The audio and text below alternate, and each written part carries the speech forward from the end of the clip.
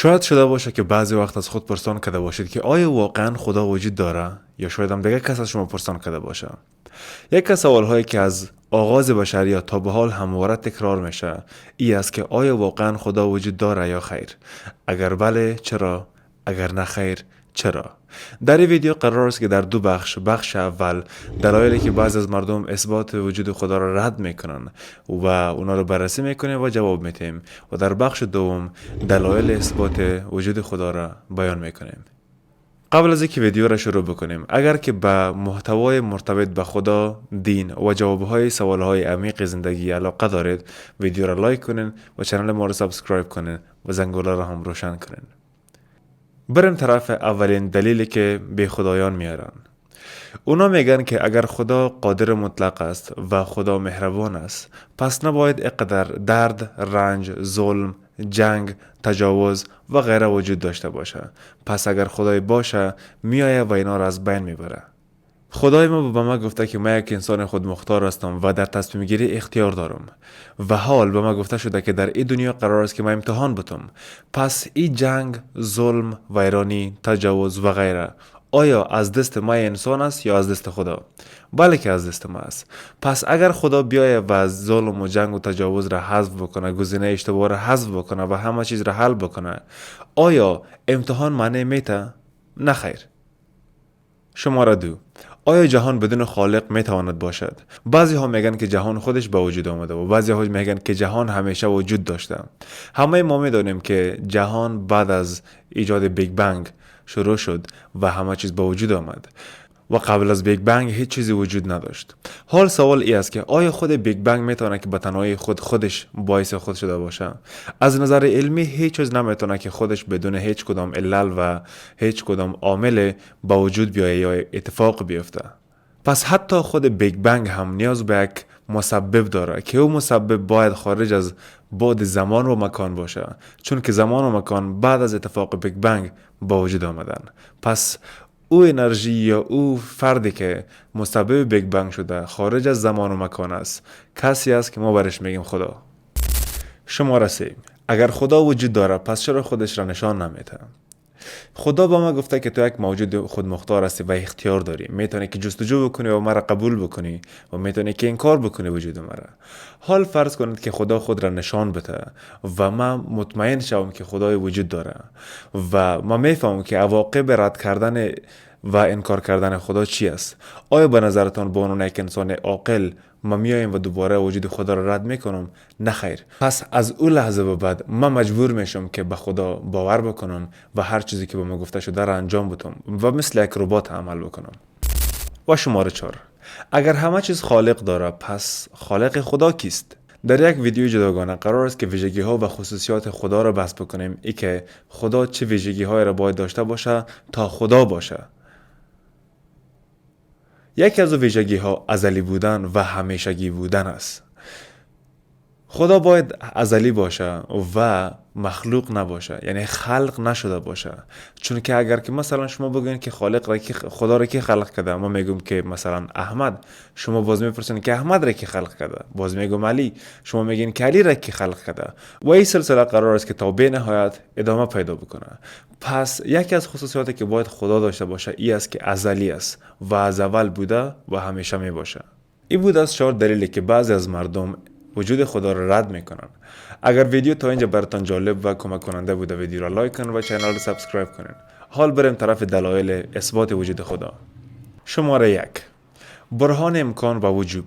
هر چیزی که در جهان وجود داره وابسته و نیازمند به یک چیز دیگر است. اگه همه چیز فقط وابسته باشه، باید زنجیره بی‌نهایت از علتها وجود داشته باشه. اما یک زنجیره بی‌نهایت از علتهای وابسته نمیتونه که توضیح بده وجود جهان را. پس باید یک موجود غیر وابسته و ضروری وجود داشته باشه که خودش نیازمند علت دیگه نباشه. یک مثال ساده: فرض کنید یک زنجیره از حلقه ها را میبینید که هر حلقه از حلقه دیگه آویزان است. سوال ای است: این زنجیره از کجا آویزان شده؟ اگر بگوییم این حلقه از حلقه قبلی آویزان است، حلقه قبلی از حلقه دیگه و همین رقم تا به نهایت ادامه پیدا میکنه، مشکل حل نمیشه، چون هنوز توضیح ندادیم چرا اصلا این زنجیره وجود داره. پس باید یک چیز وجود داشته باشه که نیاز به یک علت دیگه نداشته باشه و واجب الوجود باشه. او موجوده که وجودش از خودش است و نیازمند علت نیست، به او میگیم خدا.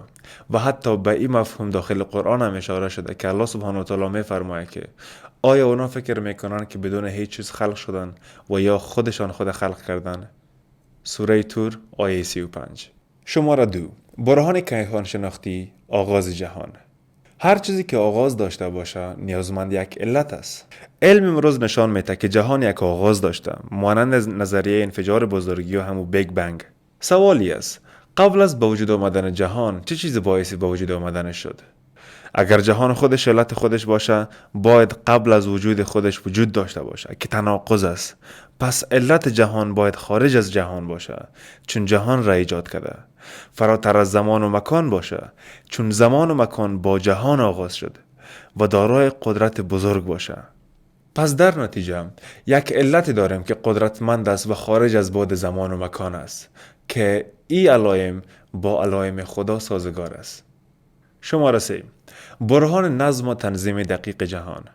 جهان دارای قوانین بسیار دقیق و شرایطی است که امکان زندگی را فراهم کرده. به طور مثال، مقدار نیروی جاذبه، سرعت انبساط جهان، قوانین فیزیک، نسبت عناصر مانند کربن و اکسیژن، اگر بعضی از این مقدارها حتی یک ذره تغییر میکردن، زندگی امکان پذیر نمی بود.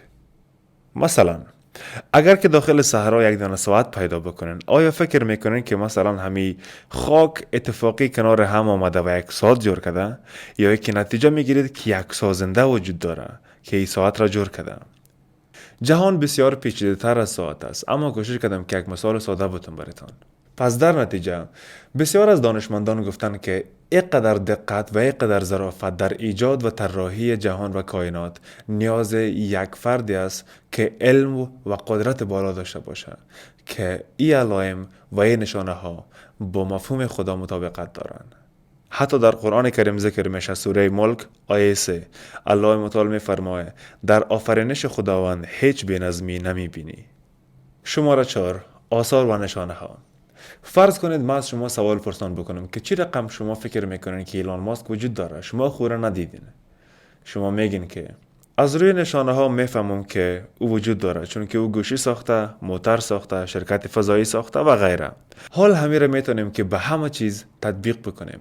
و حال اگر یک فرد از شما پرسان بکنه که چی رقم شما میتونید ثابت بکنید و چی رقم فکر میکنید که خدای وجود داره، شما میتونید که به دور و برتان یک نظر بندازین، کوه را ببینین، طبیعت را ببینین، زمین و آسمان را ببینین، نظم جهان را ببینین و ببینین که آیا کدام توضیح دیگر میتونین پیدا بکنین به خاطر توضیح دادن این علائم.